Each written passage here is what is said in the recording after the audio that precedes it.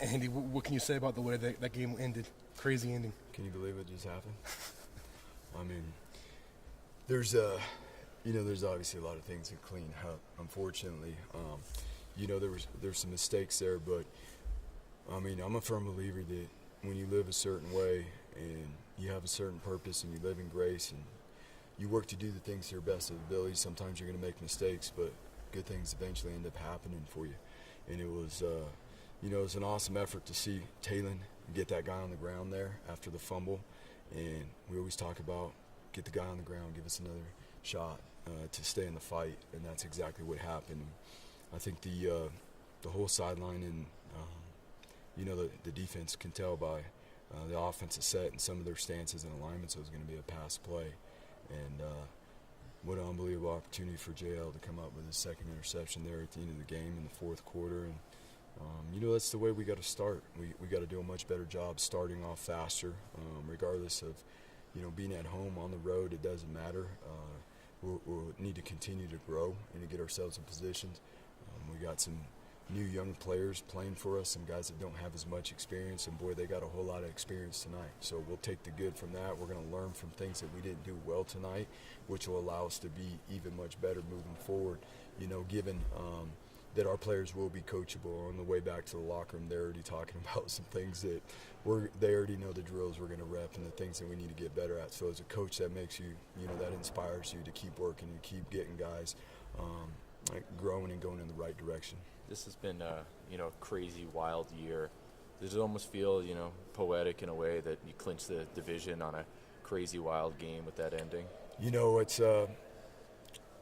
It's this game, the ball rolls, funny ways sometimes. And again, I go back to it and say when you have a certain purpose and you got a team that's committed and a team that cares about each other and a team that, again, we'll die to give ourselves a last chance to stay in the game.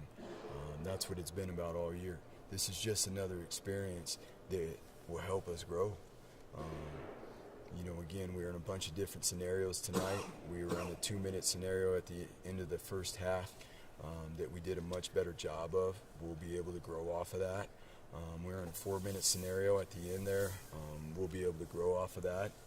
Even the things that didn't go our way or that we should have did a better job with tonight as coaches, and as players, it's going to help us grow forward because we are going to be in tight games as we go down the stretch here. We're going to continue to play really good opponents.